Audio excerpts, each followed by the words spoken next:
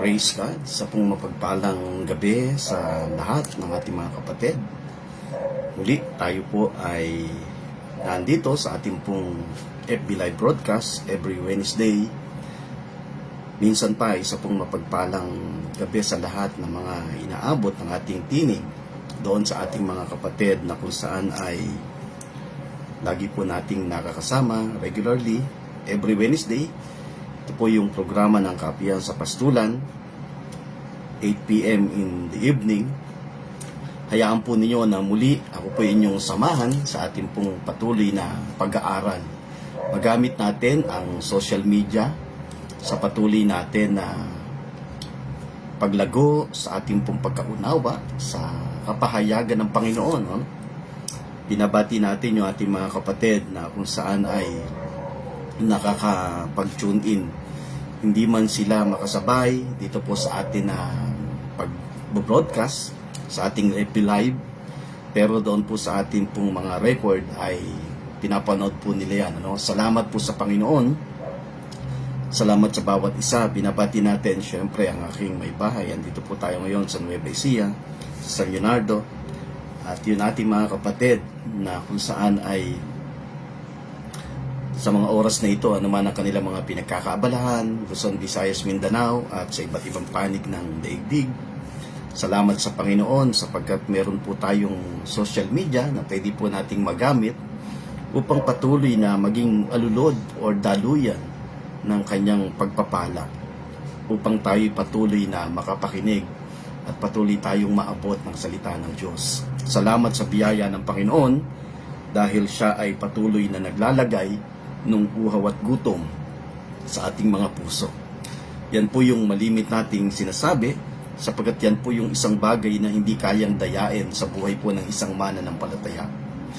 In Matthew chapter 5 verse 6, "Blessed are those who hunger and thirst for His righteousness, for they shall be satisfied." Mapalad ang mga nangauuhaw, nangagugutom sa kanyang katuwiran sapagkat siya ay pupunuin. Salamat sa Panginoon sapagkat ang Diyos ang naglalagay ng uhaw at gutom sa puso ng kanyang mga anak. Sa oras na ito, tayo po'y patuloy na tatalakay na may kinalaman doon po sa ating pong pinag-aaralan na patungkol sa toiling or pagpapagal. Yung ating mga kapatid dyan sa lugar po ng Manteca, California, binabati natin sila, sina Ate Emily Quinto, sina Nanay Penny, sina Nanay Vicky. Isa pong mapagpalang umaga sa inyong lahat, sina Ateng Judith, sina Kuya Bonnie, at maging dyan sa lugar po ng New Zealand, sina Sister Joe, ang kanyang buong pamilya, si Brother Arvin. Salamat sa biyaya ng Panginoon, patuloy na ginagamit ng Diyos sa kanyang ubasan. Now, sa oras na ito, yung ating mga kapatid sa iba't ibang panig ng probinsya dito sa atin sa Pilipinas, isa pong mapagpalang gabi sa inyong lahat. Diyan sa lugar ng Malagasang, aking mga mahal sa buhay dyan, si Nanay Glo, aking ate Laila. Salamat sa Panginoon. Samahan po ninyo ako, tayo ay dadako muli dito sa ating pong pag-aaral na mayroong kinalaman patungkol po doon sa the biggest issue between God and man, and that is toiling. Bago tayo magpatuloy, kung kayo po yung mayroong banal na kasulatan, ay samahan po ninyo ako. Tayo po babasa ng ilang talata dito po sa sulat ni Apostol Pablo sa aklat po ng Galacia, kabanatang 4, talatang 1 hanggang 5. Dito po natin nahanguin yung pong ating pag-uusapan na may kinalaman dito po sa ating talakayan ngayong gabi. In Galatians chapter 4, verse 1 up to 5, okay. Tingnan po natin dito sa, unahin po natin sa wikang Tagalog, ang sabi po dito, sa aklat po ng Galacia, kabanatang 4, talatang 1 hanggang 5. Ganito ang ibig kong sabihin, ang tagapagmana habang bata pa ay hindi nakakahigit sa mga alipin sapagkat siya ang may-ari ng lahat. Subalit siya ay nasa ilalim ng mga tagapangalaga at mga katiwala hanggang sa panahong itinakda ng Ama. Gayon din, tayo nang tayo mga bata pa, tayo'y naaalipin ng mga panimulang aral ng sanlibutan. Subalit nang dumating ang ganap na kapanahunan, sinugo ng Diyos ang kanyang anak na ipinanganak ng isang babae at ipinanganak sa ilalim ng kautusan upang tubusin ang nasa ilalim ng kautusan upang matanggap natin ang pagkukupkop bilang anak. Now, basahin po natin sa wikang Ingles in Galatians chapter 4 verse 1 up to 5. Sabi po dito, I mean that the heir, as long as he is a child, is no different from a slave, though he is the owner of everything. Verse 2, but he is under guardians and managers until the date set by his father. Verse 3, in the same way, we also, when we were children, were enslaved to the elementary principle of the world. Verse 4, but when the fullness of time had come, God sent forth his Son, born of a woman, born under the law, to redeem those who were under the law, so that we might receive adoption as sons. Ang Diyos ang patuloy na magpala ng kanyang mga salita ngayong gabi na ating pong patuloy na pagbubulay-bulayan. Now, nung mga nakaraan ay nabigyan natin ng pansin yung pong sinasabi natin na vicious cycle of sin. Napakahalaga po noon sapagkat sabi nga natin, one of the things na nais ng Diyos every time na lalapit tayo sa trono ng kanyang biyaya, we come boldly unto His throne with confidence. Yan po yung sinasabi ng aklat ng Hebreo, kabanatang 4, talatang 14 hanggang 16. Kapag tayo lalapit sa trono ng kanyang mahabaging biyaya, tayo'y punong-puno ng kapanatagan. So napakasarap na patuloy nating maranasan na every time we come unto His throne, we are confident. Walang kapanatagan sa ating puso, walang kagulumihanan sa ating puso, walang kagulumihanan sa ating kalooban, bagkus tayo ay panatag. Yan po yung isang bagay na nais ng Panginoon. Sapagkat naniniwala tayo, una tigit sa lahat, tayo kanyang anak. Walang sino mang pwede na magpawalang bisa ng pagiging anak ng Diyos. Tandaan po natin ang bagay na yan. Kapag ka ikaw ay ibinilang na anak ng Diyos, yan po ay desisyon niya. Walang sino mang pwedeng bumawi niyan. Hindi kayang bawiin niya ng anumang gawa ng sino mang tao o maging ng may katawan. Tandaan po natin. You have no capacity para mapawalang bisa yung desisyon ng Diyos na ikaw ay ginawa niyang anak. Sapagkat parang yung pong kalagayan ng ating anak sa laman. Kaya nga sa batas, wala po tayong makikita o malalaman na batas na nagpapawalang bisa sa pagiging anak ng isang bata ng kanyang magulang. Wala pong pwedeng gawing batas na ganoon. Kung sa natural ay ganoon ang kalagayan, much more sa spiritual. Kaya nga kung ikaw ay anak ng Diyos, tandaan po natin, walang sino mang pwedeng magpawalang bisa noon. Hindi kayang pawalang bisa man niyang sino man tao, maging ng may katawan, hindi niya kayang pawalang bisa yan. Tandaan po natin, sapagkat yan ay dinesisyon ng Diyos na ginawa kanyang anak. Yan po yung napakaganda. Now, nakita natin nung nakaraan yung sinasabi natin na vicious cycle of sin. Kung meron man tayo na i-confess sa harap ng Diyos, instead na i-confess mo yung kasalanan na nagagawa mo, i-confess mo yung mga bagay na ginagawa niya o ginawa niya sa buhay mo. Now, papaano naman pastor yung pagko-confess ko ng kasalanan sa aking kapwa na nagawan ko? Una tigit sa lahat, sa Diyos i-confess mo man yan o hindi, settled sa Kanya yan. Ang sinasabi natin, mas may sense kung i-confess mo yan doon sa taong involved. Ngayon, kung hindi mo pa kaya, hintayin mo yung tamang panahon. Kasi yan naman ang isang tamang pamamaraan na kung saan ang panahon ang mas mayroong kapangyarihan para magbigay ng paghilom sa anumang sakit na pwede mong maranasan sa buhay na ito.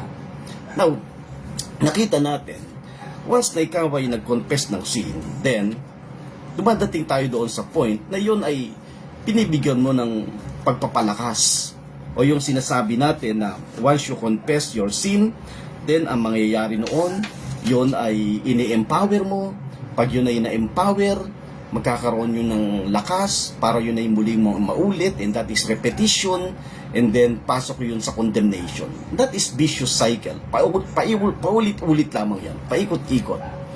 Nakita natin na ang isa sa pinaka-verse na binibigyan ng diin ng marami patungkol sa confession ay yung 1 John 1:9. Nakita natin kung ano ang pinanggagalingan ng talata na yon. Now, ngayon, tayo ay bibigyan natin ng diin yung binabanggit ni Apostol Pablo dito sa aklat ng Galatia. In the book of Galatians chapter 4, verse 1 up to 5. Napakaganda po nitong talata na ito.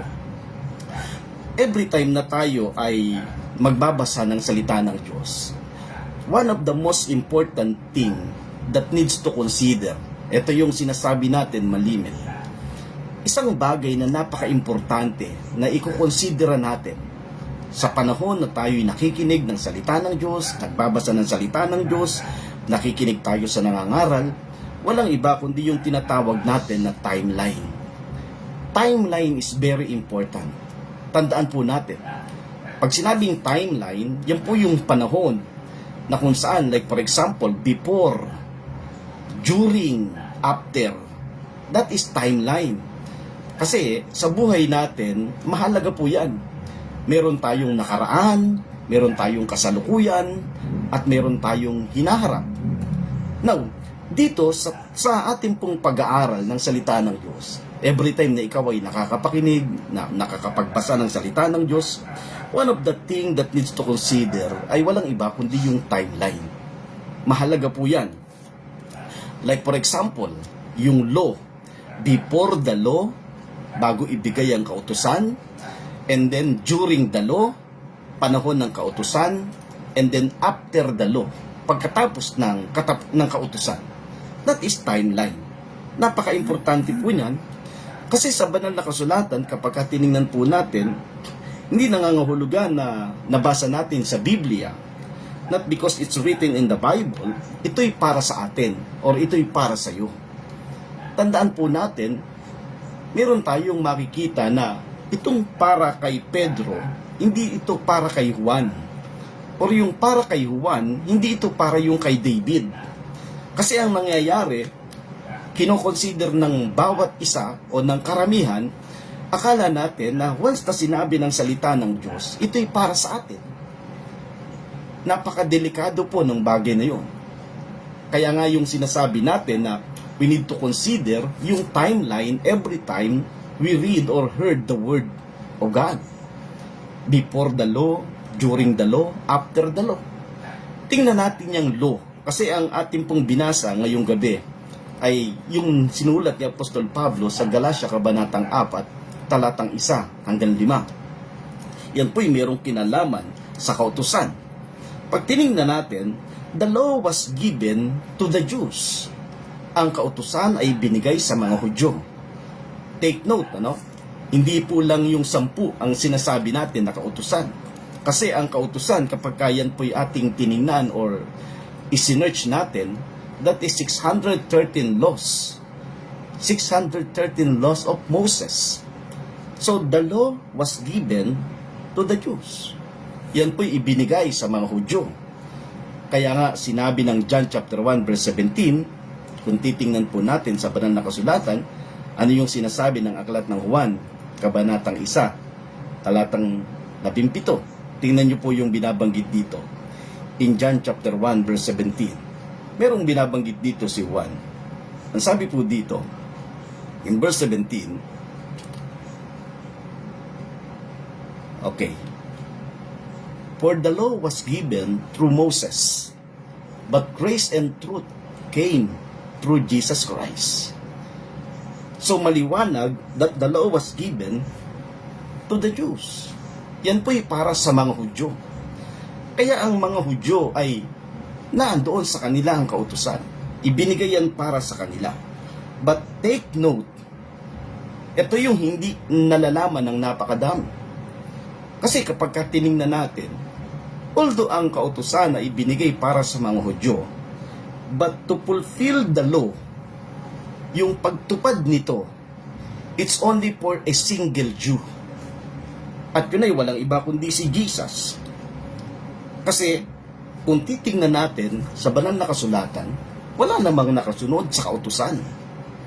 Kaya yung nagsasabi na ang kautusan ay madaling masunod, kasi mayroong isang mangangaral na nagsabi niya, napakadali ka namang masunod ang kautusan. At minsan, ginajustify pa nila. Hindi naman magbibigay ang Diyos ng isang bagay na hindi mo kaya. Ngayon, ang tanong sa kasaysayan, sino ang pwede nating makita na nakagawa, na fulfilled niya yung lahat ng hinihingi ng kautusan? Wala tayong makikita sa banal na kasulatan na nakatupad ng buong kautusan. Take note, 613 laws. Hindi lamang po yan 10. Sabi nga nung isang kasamahan ko, ang kautusan ay parang kadena na kapag naputol yung isa, hindi mo na kayang magamit. Kasi wala naman pong nakasunod yan, maliban doon sa iisang Hudyo. At yun ay walang iba kundi si Jesus. And that's the reason kung bakit nang si Jesus ay dumating sa daigdig na ito. Galing siya doon sa lineage ng Hudyo. He came from the tribe of Judah. Galing siya doon sa tribe ni Judah. Doon siya nagmula. Kaya nga he is the Lion of the tribe of Judah. That is Jesus. Siya isang Hudyo.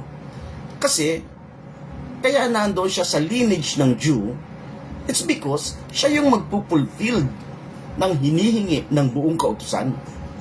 Ang nakakalungkot pagka tinignan natin, ina-anticipate ng marami o naririnig natin sa napakadaming pangangaral.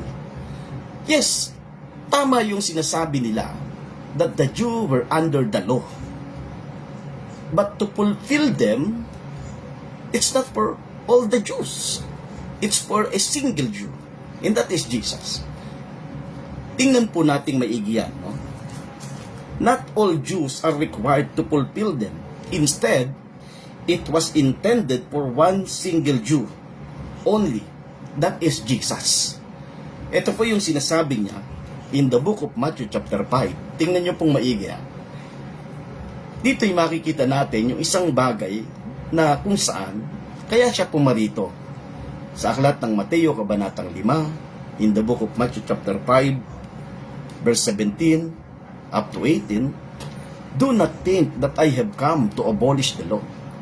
Ang sabi niya, huwag niyo ikang isipin na naandito ako para pawalang bisa ang kautusan or the prophets.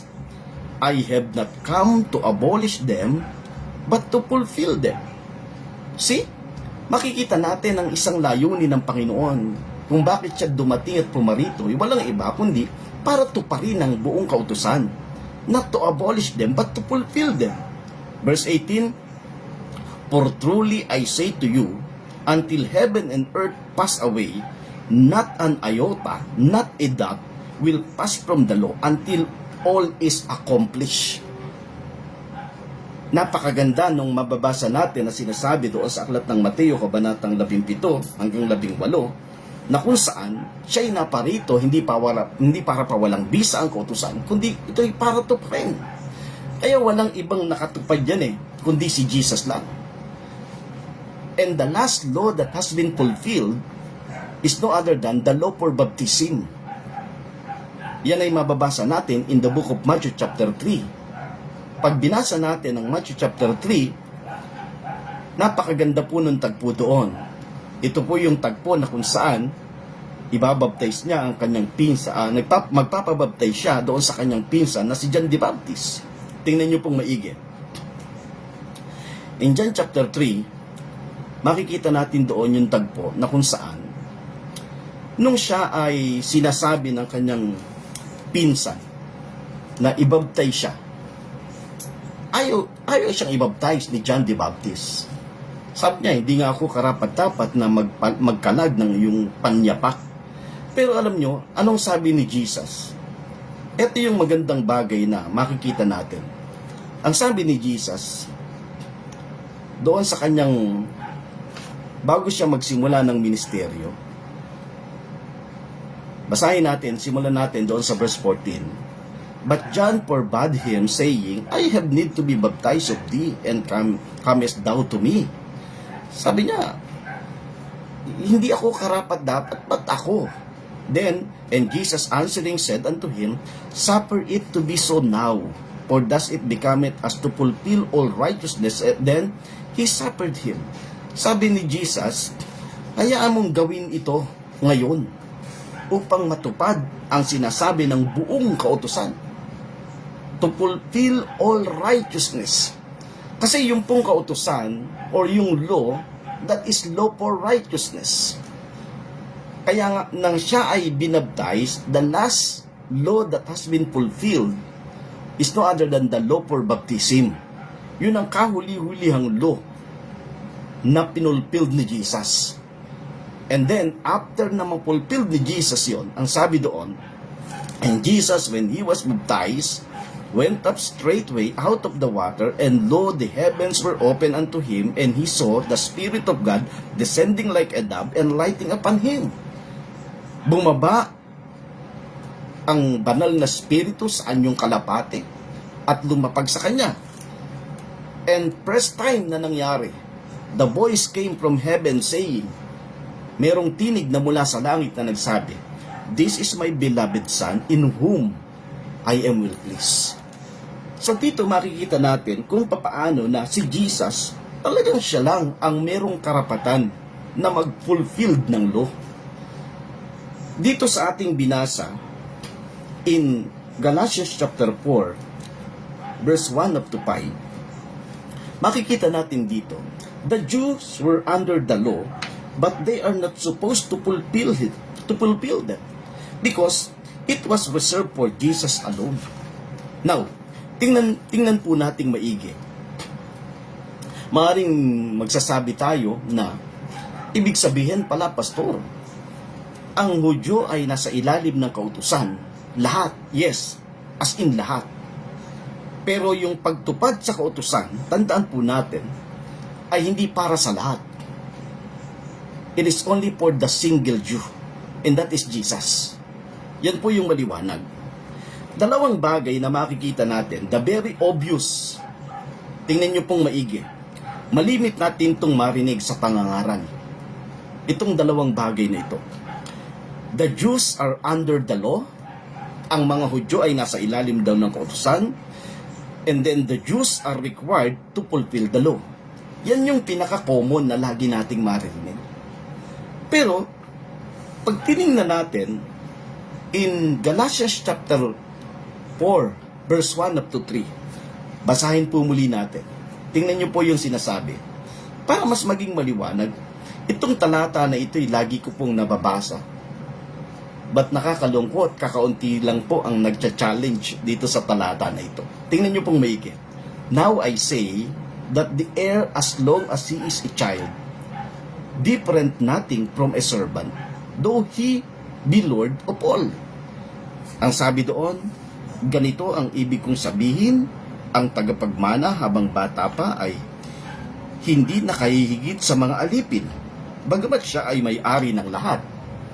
And then, but is under tutors and governors until the time appointed of the father. Sabi doon, subalit siya ay nasa ilalim ng mga tagapangalaga at mga katiwala hanggang sa panahong itinakda ng Ama. In verse 3, even so we, when we were children, we're in bondage under the elements of the world.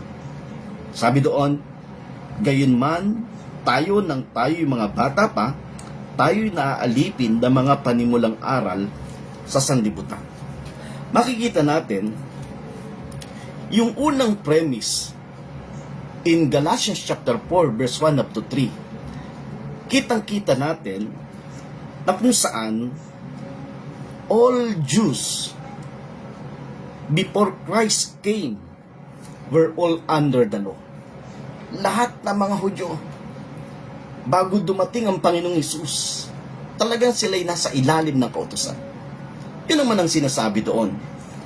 But pagdating doon sa second premise, makikita natin, dito natin makikita na yung ikalawang bagay na malimit nating naririnig, that the Jews are required to fulfill the law. Wala po tayong mababasang gano'n.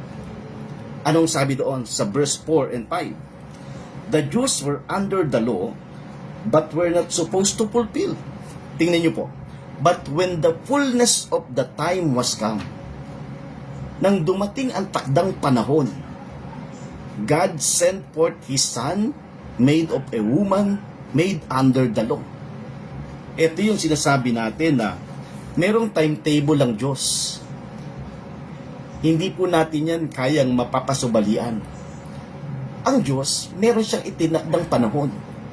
Kaya nga, sa buhay natin, alam natin na merong tinakdang panahon ng Diyos. Kung ikaw ay anak niya, yes, naniniwala tayo, before the foundation of the world, pinili niya na tayo.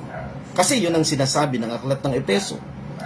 Kung ikaw ay anak ng Diyos at may pagkapili ang Diyos sa iyo, before the foundation of the world, He chose us. Malinaw po yan. Pag tiningnan po natin ang aklat ng Epeso, kabanatang 1, talatang 4, according as He had chosen us in Him before the foundation of the world. Ayon sa pagkapili niya sa atin bago pa itatag ang sanglibutan. So, ibig sabihin, kung ikaw ay anak ng Diyos, tandaan natin, ang Diyos ang nagdesisyon yan. Hindi ka pa lumalabas. O parang sabi nga natin, pitos ka pa lang eh. Alam na ng Diyos na may pagkapili siya sa iyo eh. May pagkapili ang Diyos sa iyo. Dumating lang yung nung ikaw ay isinilang, and then nagkaisip, lumaki, unti-unti, mayroon takdang panahon na inilaan ng Diyos. Yan yung sinasabi natin na timetable ng Diyos.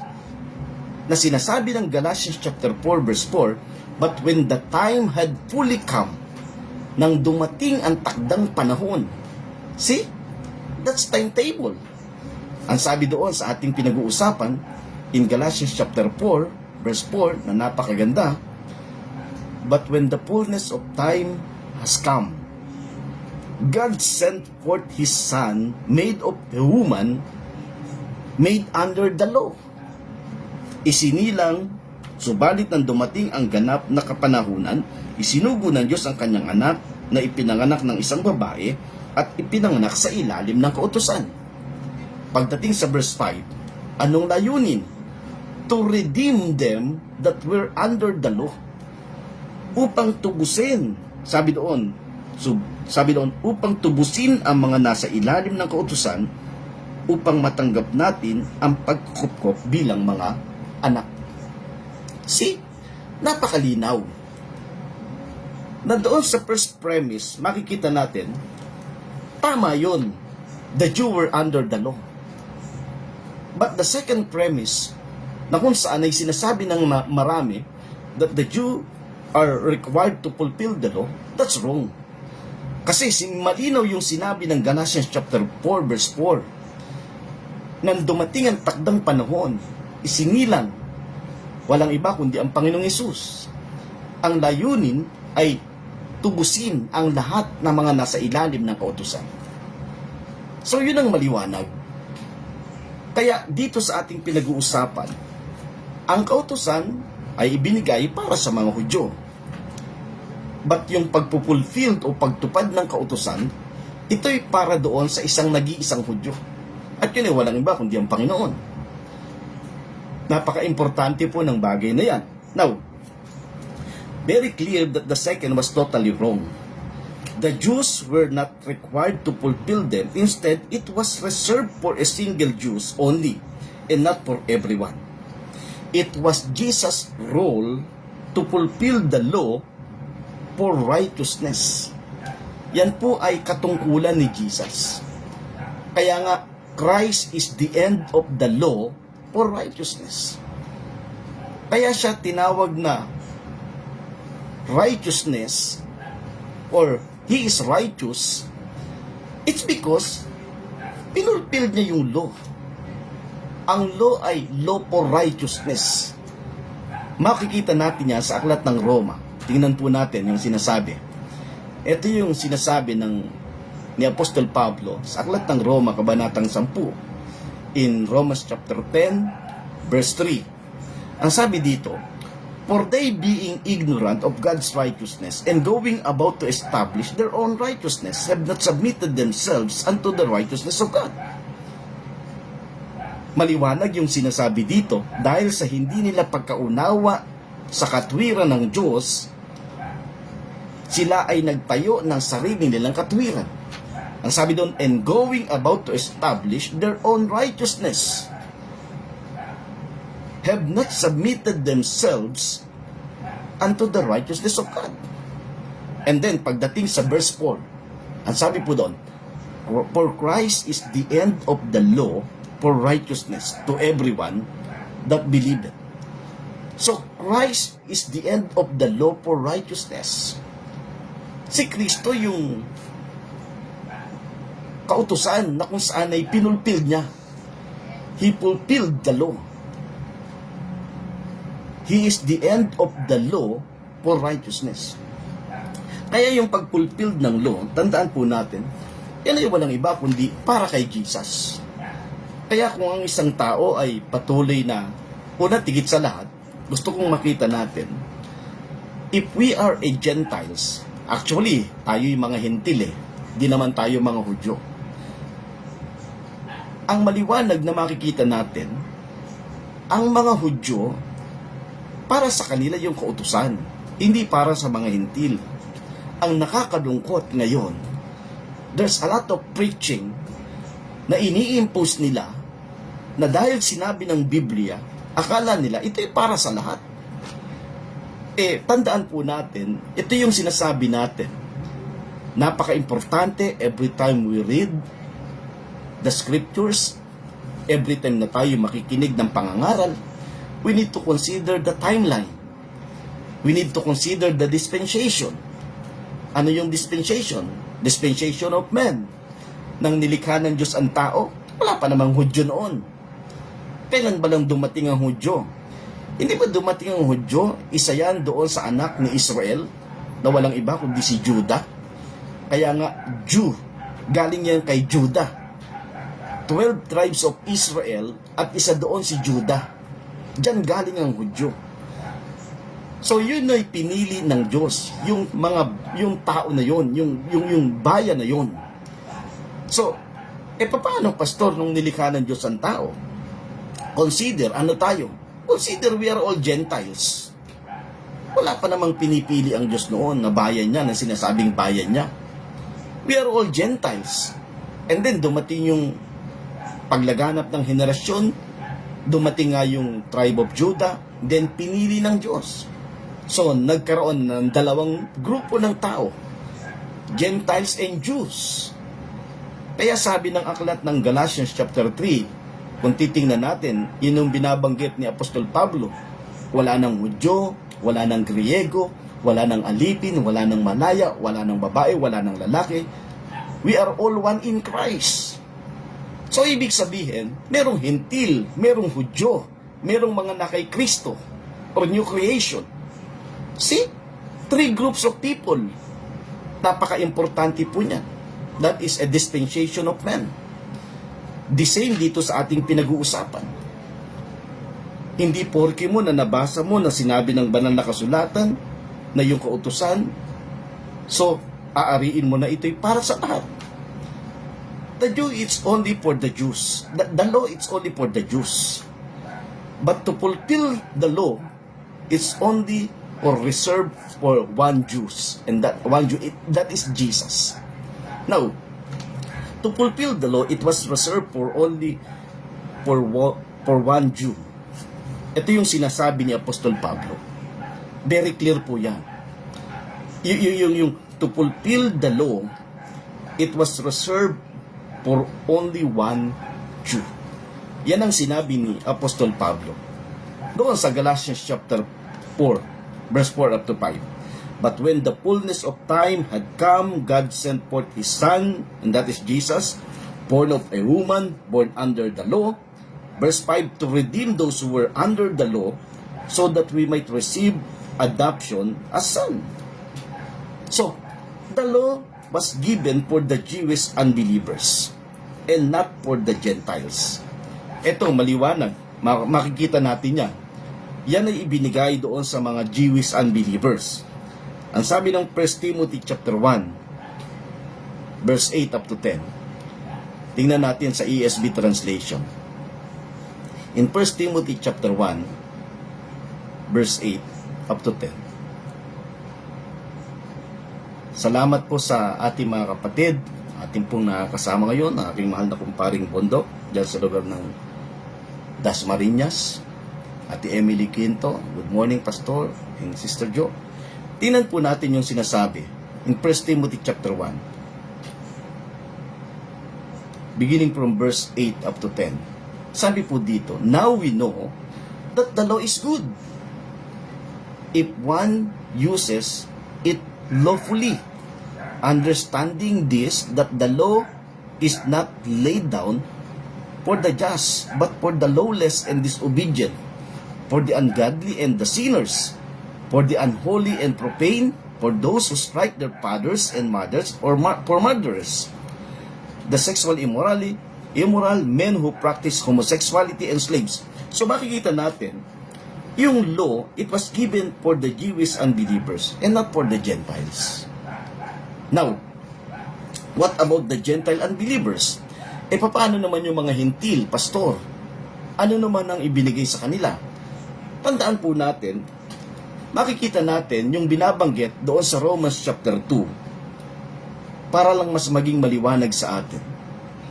In Romans chapter 2, verse 14 up to 15, ang sabi dito, for when Gentiles who do not have the law, see, ang mga hentil, wala silang kautusan.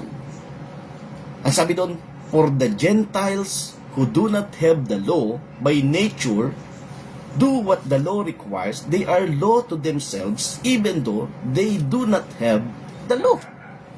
Napakaliwanag yung sinasabi sa aklat ng Roma, kabanatang 2, talatang 14. Basahin natin sa wikang Tagalog. Ang sabi dito, sa Roma kabanatang 2, talatang 14. Sapagkat kung ang mga hintil na likas na walang kautusan ay gumagawa ng mga bagay ng kautusan, ang mga ito, bagaman walang kautusan, ay siyang kautusan sa kanilang sarili. So maliwanag yung sinasabi ni Apostol Pablo sa aklat ng Roma kabanatang 2, talatang 14, na ang mga hintil wala siyang kautusan. Pero meron silang kautusan para sa kanilang sarili. Anong sabi doon? Sa verse 15, kanilang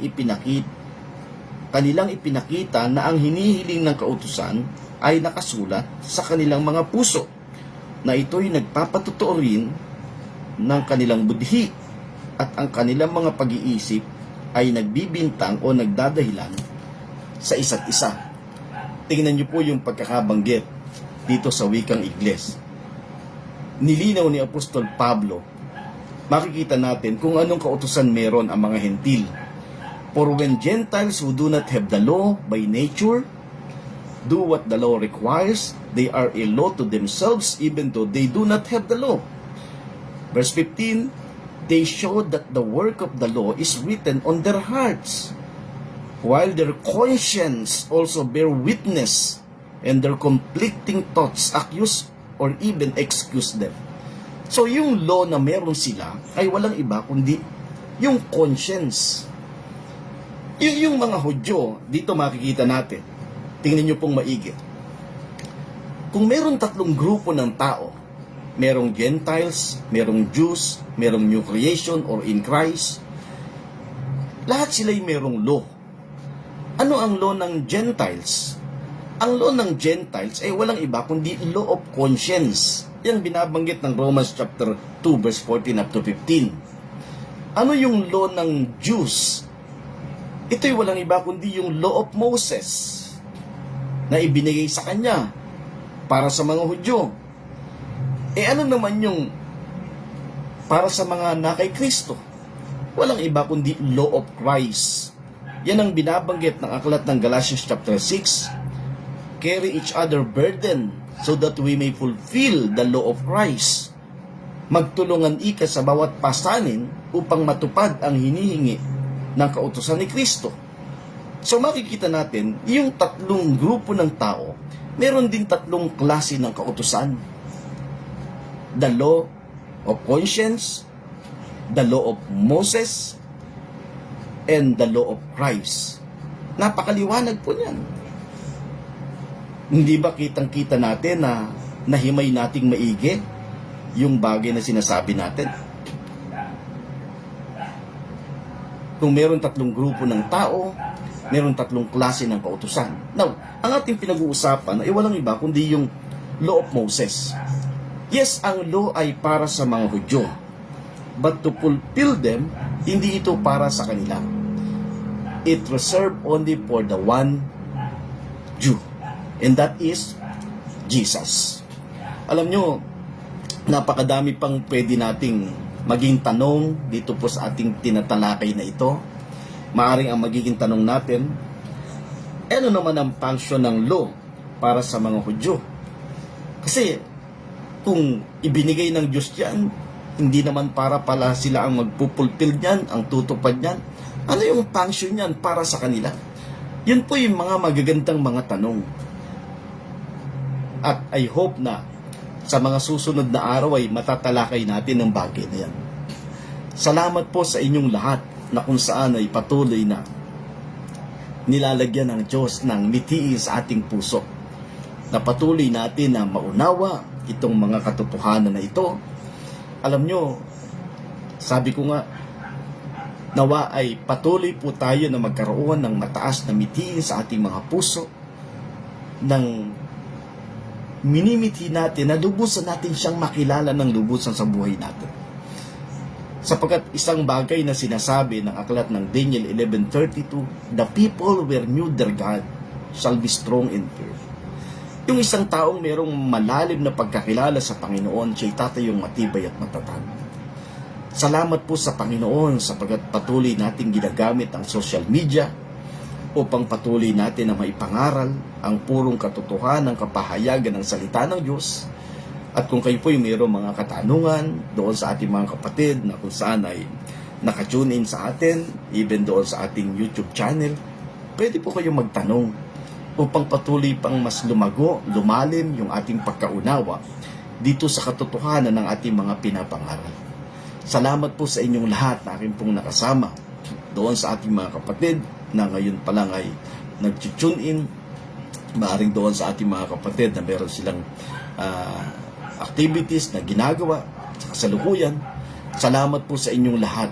And I hope na kapag ka ito'y patuloy nyong inunawa, itong ating pinag-uusapan, very interesting, naway patuloy po na magdala ito ng kalaguan sa ating pagkakilala sa Panginoon. So, bago po tayo dumako sa ating pong huling pagbati sa ating mga kapatid, tayo po ay sumandaling pumikit at manalangin. Dakila naming Diyos na makapangyarihan sa lahat, salamat po ng marami sa mga bagay na patuloy na pinaparanas mo at patuloy mong ipinapahayag sa bawat isa sa amin. We ask, Lord, Holy Spirit, continue to work in us. Patuloy kang magpakahayag. Hayaan po ninyo na ilapit mo ang mga uhaw at kutom sa iyong katuwiran dito sa klase ng pangangaral na ito at sila na kung saan ay mayroon pong mga panalangin sa kanilang mga puso. Ikaw po, Diyos, ang patuloy na gumawa at kumilos. Maraming salamat. We believe, O God, that you are able, meron kang kakayanan, Panginoon, upang patuloy na gumawa ng mga dakilang bagay sa buhay ng bawat isa sa amin. Salamat po ng marami. Lahat ng papurit parangalay sa iyo sa pangalan ni Jesus. Ito po aming panalangin. Amen. Salamat sa Panginoon sapagkat muli tayo ay nakatapos sa maikling oras dito po sa ating programa, sa ating pong live broadcast through FB. Muli, binabati natin yung ating mga kapatid na kung saan ay nakatune in ngayon, Ate Emily Quinto, aking may bahay, and then si Paring Bondok, dyan sa lugar ng Malagasang, ang aking nanay Glo, ang aking dalawang anak, si Roma at si JM, aking manugang na si Prince. Salamat po sa inyong lahat. Ugaliin po natin na patuloy tayo na manabig at magutom at mauhaw sa katuwiran ng Panginoon.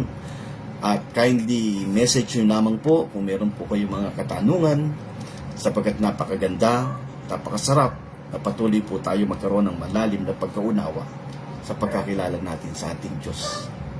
Salamat po sa bawat isa. Binabati natin yung ating mga kapatid muli dyan sa lugar po ng Mantika, California, kina Nanay Penny, kina Nanay Vicky, and then dyan sa lugar po ng New Zealand, kina Sister Joe, ang ating mga kapatid dyan sa lugar ng Bacoor, yung pong ating pong mga kapatid dyan, sina Sister Angie, tuloy na palakasin ng Panginoon, ganon din sina Sister Grace, Ate Selly. Salamat po sa inyong lahat. So patuloy nating i-enjoy ang mga magagandang bagay na pinaparanas ng Diyos sa bawat sa atin. Pinabati din po natin ang ating mahal na Brother Joel ng Araw Philippines, maging sina Brother Panting na nasa Calaca, Batangas ngayon. Salamat po sa inyong lahat.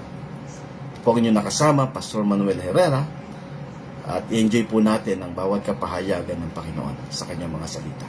Magyasmos to everyone.